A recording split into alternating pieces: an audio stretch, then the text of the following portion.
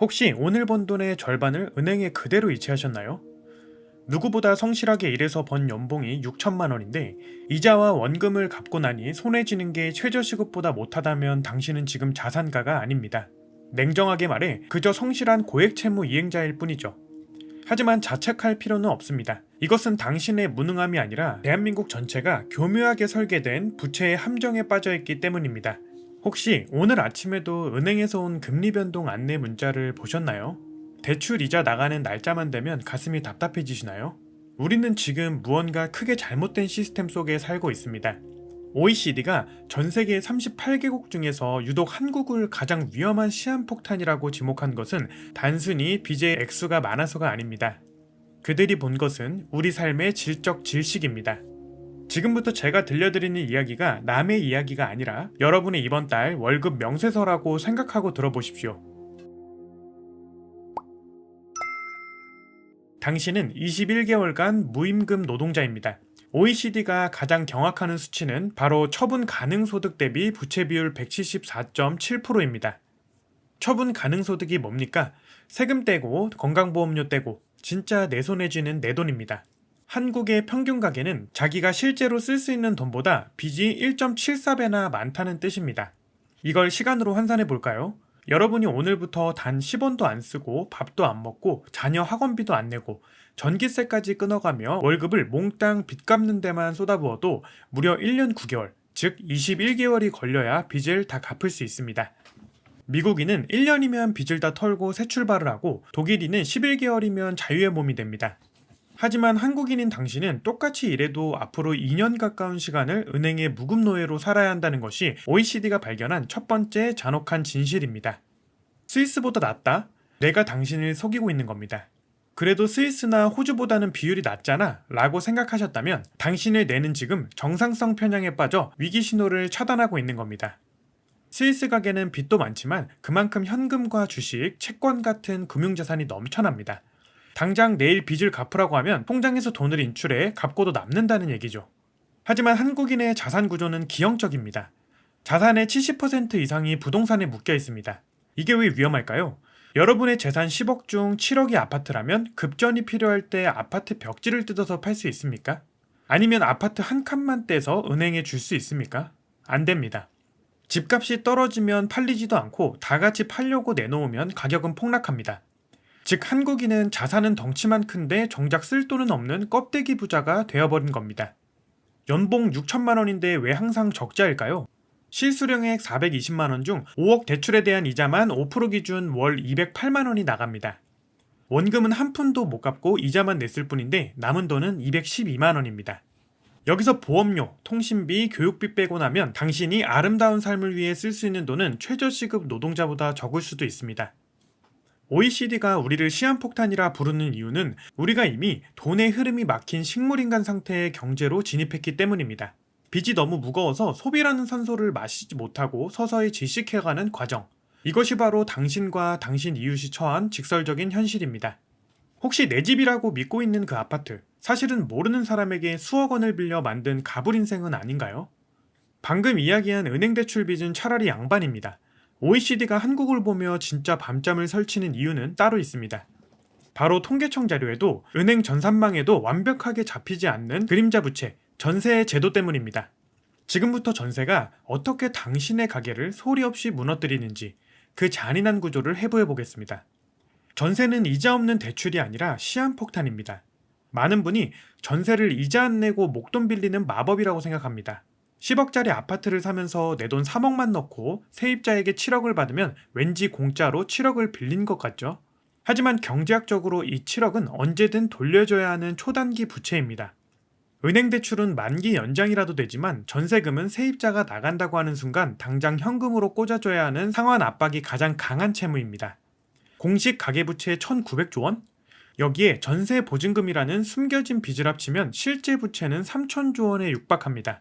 수면 위로 보이는 얼음은 작아 보이지만 배를 침몰시키는 건 언제나 물 아래 숨겨진 거대한 빙산의 몸체입니다. 대한민국 경제라는 배는 지금 이 숨겨진 빙산을 향해 전력 질주하고 있습니다. 지난 10년 동안 우리는 레버리지의 마법이라는 환각에 빠져 살았습니다. 저금리 시대에는 빚을 내서 집을 사는 게 가장 똑똑한 재테크라고 믿었죠. 하지만 금리가 오르고 집값이 정체되는 순간 마법은 저주로 변합니다. 구체적인 예시를 들어보겠습니다. 7억 전세를 끼고 10억에 산 아파트가 있다고 칩시다. 금리가 올라 전세 수요가 줄고 전세가가 5억으로 떨어졌습니다. 세입자는 나간다고 하는데 새로 들어올 사람은 5억밖에 안 준답니다. 당신은 지금 당장 어디서 2억 원을 구해올 수 있습니까? 적금, 보험 해지, 마이너스 통장? 아마 대부분은 불가능할 겁니다. 이것이 바로 역전세의 공포이며 당신의 평생 모은 자산이 한순간에 전세 사기범의 오명을 쓰고 공중분해될 수 있는 지점입니다. 그리고 당신은 2층 버스의 위태로운 운전사입니다. 전세 구조를 더 직설적으로 비유해볼까요? 당신은 지금 가파른 언덕으로 오르는 2층 버스의 운전대를 잡고 있습니다. 그런데 이 버스 엔진이 없습니다. 1층에 탄 세입자들이 열심히 자전거 페달을 밟아서 그 힘으로 버스가 올라가고 있는 겁니다. 운전자인 당신은 세입자들이 밟는 페달 소리를 들으며 내 버스가 참 잘 나가는구나 라고 착각합니다.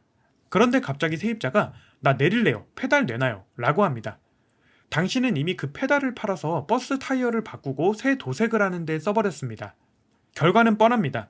엔진이 사라진 버스는 언덕 중간에서 멈추고 뒤에 오던 수많은 차를 덮치며 굴러 떨어집니다. 이것이 OECD가 경고하는 대한민국 가계부채의 구조적 파멸 시나리오입니다. 당신의 집은 자산인가요? 짐인가요? 많은 사람이 그래도 집값은 우상향하니까 버티면 된다고 말합니다. 하지만 버틸 수 있는 현금이 없는 상태에서의 버팀은 투자가 아니라 고문입니다. 세입자의 돈을 내 돈이라 착각했던 소유의 오류에서 이제는 깨어나야 합니다. 전세라는 달콤한 무이자 대출이 사실은 당신의 목을 가장 강하게 죄는 올감이었다는 사실을 인정하는 것. 거기서부터 이 잔인한 현실을 돌파할 방법이 나옵니다. 당신이 이성적인 사람임에도 불구하고 이런 선택을 지속하는 이유는 뇌의 인지부조화와 손실 회피 편향 때문입니다. 집값은 무조건 오른다는 믿음과 이자가 너무 높다는 현실이 충돌할 때 우리 뇌는 스트레스를 줄이기 위해 현실을 부정하고 믿음을 택합니다. 그래서 조금만 버티면 금리가 내려갈 거야 라는 근거 없는 낙관론에 매달리게 되죠. 또한 지금 집을 팔면 손해라는 생각에 매달 수백만 원의 이자를 내며 자산을 갉아먹는 선택을 합니다. 100만 원 수익의 기쁨보다 100만 원 손실의 고통이 2배 크기 때문에 내리는 비합리적 결정. 그것이 바로 손실 회피 편향입니다. 옆 동네 아파트 값이 올랐다는 뉴스에 안도하셨나요? 하지만 여러분의 계좌가 말라가고 있다면 그건 자산의 성장이 아니라 서서히 진행되는 파산일지도 모릅니다. 앞선 챕터에서 우리는 빚의 구조를 봤습니다. 이제 그 빚이 실물 경제, 특히 여러분이 전 재산을 걸고 있는 부동산이라는 이름의 신화를 어떻게 파괴하고 있는지 직시해야 합니다. OECD가 한국을 보며 가장 우려하는 것은 한 번의 거대한 폭발이 아닙니다. 바로 일본식 장기 침체라는 늪에 빠져 서서히 가라앉는 것이죠. 옆집은 오르는데 내 집은 왜? 아직도 부동산은 사두면 오른다는 낡은 믿음에 갇혀 계신가요? 지금 한국 부동산 시장은 이미 두 쪽으로 쪼개졌습니다. 서울 핵심지는 2025년에도 전년 대비 3.63% 이상 올랐습니다. 이곳은 그들만의 리그가 되어버렸죠. 지방광역시는 미분양이 쌓이고 집값이 곤두박질 치고 있습니다. 인구가 줄어드는데 집을 살 사람은 없고 빚만 남은 깡통 전세에 공포가 지배하고 있습니다. 이게 왜 여러분의 이야기일까요? 정책 당국은 지금 마비 상태입니다. 서울 집값을 잡으려고 대출을 조이면 지방 부동산이 붕괴하고 지방을 살리려고 규제를 풀면 서울 집값이 미친 듯이 뜁니다. 결국 정부는 아무것도 해결하지 못한 채 여러분을 이 거대한 양극화의 폭풍 속에 방치하게 될 것입니다. 여러분의 집이 서울 핵심지가 아니라면 당신의 자산은 지금 썩어가는 동아줄일 수도 있다는 뜻입니다. 잃어버린 30년, 남의 나라 얘기가 아닙니다. 1990년대 일본이 왜 무너졌는지 아십니까? 부동산 버블이 터진 후 가계와 기업이 번 돈을 소비나 투자에 쓰는 대신 오로지 빚 갚는 데만 썼기 때문입니다. 지금 우리 모습과 똑같지 않나요? 한국인은 밥은 굶어도 이자는 냅니다. 주택담보대출 연체율이 0.5%로 세계 최저 수준이라는 게 그 증거죠. 겉보기엔 성실해 보입니다. 하지만 경제학적으로 이건 최악의 시나리오입니다. 여러분이 가족과의 외식을 포기하고 아이들 학원비를 줄이고 10년 탄 차를 바꾸지 못하면서까지 은행이자를 내는 순간 우리 동네 식당과 옷가게는 문을 닫습니다. 내수가 죽으면 기업이 망하고 기업이 망하면 여러분의 일자리와 월급이 위태로워집니다. 빚을 갚느라 경제 활력이 죽어버리는 일본식 장기 침체의 늪. 우리는 그 입구에 들어섰습니다. 당신은 지금 삶아지고 있습니다. 가장 무서운 건 여러분이 이 위기를 위기라고 느끼지 못한다는 점입니다. 처음 빚을 내서 집을 샀을 때는 따뜻한 물속에 들어온 것처럼 기분이 좋았을 겁니다. 자산이 늘어나는 것 같고 내 지위가 올라가는 것 같았겠죠. 하지만 금리라는 불길이 서서히 물 온도를 올리고 있습니다. 이자가 매달 50만 원, 100만 원씩 늘어나는데도 남들도 다 이 정도는 내고 살아 라며 스스로를 다독입니다. 이것이 바로 정상성 편향의 무서움입니다. 어느 순간 물이 끓기 시작했을 때 여러분은 이미 빚이라는 무게에 눌려 냄비를 뛰쳐나갈 힘조차 없을 겁니다. OECD가 한국 가계부채를 침묵의 살인자라고 부르는 이유가 여기 있습니다. 겉은 멀쩡해 보이는데 속으로는 산소가 고갈되어 천천히 죽어가고 있다는 것이죠. 지금 집값이 반등한다고 기뻐할 때가 아닙니다. 거래량이 실리지 않은 반등은 탈출하지 못한 자들을 가두기 위한 데드캣 바운스일 확률이 높습니다. 지금 안 사면 평생 못 산다는 공포 마케팅에 속아 무리하게 대출을 받는 것. 그것은 스스로 냄비 안으로 뛰어드는 행위입니다. 얼마짜리 아파트를 가졌느냐가 아니라 매달 얼마의 현금을 스스로 통제할 수 있느냐가 당신의 생존을 결정합니다. 무서운 이야기를 들었다고 해서 무서워만 하는 건 아무런 도움이 되지 않습니다. 불안해의 유일한 해독제는 구체적인 행동뿐입니다. 앞선 챕터들을 통해 우리가 얼마나 위험한 시스템 위에 서 있는지 확인했습니다. 이제는 남 탓, 세상 탓을 멈추고 나의 가게라는 성벽을 다시 쌓아야 할 시간입니다. 대중이 공포에 질려 눈을 감을 때 여러분은 눈을 부릅뜨고 아래의 5가지 생존 매뉴얼을 실행하십시오. 이것은 선택이 아니라 생존을 위한 강제 명령입니다. 가장 먼저 해야 할 일은 자산이 아닌 현금을 확보하는 것입니다. 갑자기 아프거나 차가 고장나거나 예기치 못한 지출이 생겼을 때 여러분은 또다시 카드론이나 마통에 손을 댑니다. 빚을 빚으로 막는 순간 파멸은 가속화됩니다. 최소 6개월치 생활비를 현금으로 묶어두십시오. 이 돈은 수익률을 따지는 돈이 아닙니다. 여러분의 심리적 방어선입니다. 6개월의 현금이 통장에 있는 사람과 없는 사람은 하락장에서 내리는 결정의 질 자체가 다릅니다. 내 몸을 갉아먹는 괴물부터 처단하십시오. 연 수익률 10%를 보장하는 투자처가 있나요? 아마 없을 겁니다. 하지만 연 10% 이자를 내는 빚은 당신의 주머니에 분명히 있습니다. 7% 이자를 내면서 5% 수익률의 주식에 환호하는 건 수학적 자살행위입니다. 신용대출, 카드론, 현금 서비스 같은 고액 채무부터 무조건 갚으십시오. 빚을 갚는 것은 연 10% 확정 수익을 얻는 것과 똑같습니다. 지금은 공격적인 투자가 아니라 내 계좌에 구멍을 메우는 부채 다이어트가 최고의 재테크입니다. 자신의 생존 지수를 직접 계산하십시오. 대충 갚을 수 있겠지라는 안일함이 당신을 끓는 물 속 개구리로 만들었습니다. 당신의 연소득 대비 원리금 상환액이 얼마나 되나요? 40% 미만 안전하지만 경계해야 함. 40%에서 50% 위험신호 당장 지출을 통제해야 함. 50% 초과 사형 선고 직전 자산 매각을 포함한 극단적인 구조조정이 필요함.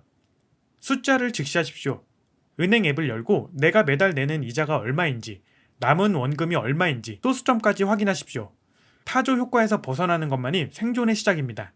아직도 집은 무조건 오른다는 믿음만으로 버티고 계신가요? 이제 부동산은 위치가 모든 것을 결정하는 양극화 시대입니다.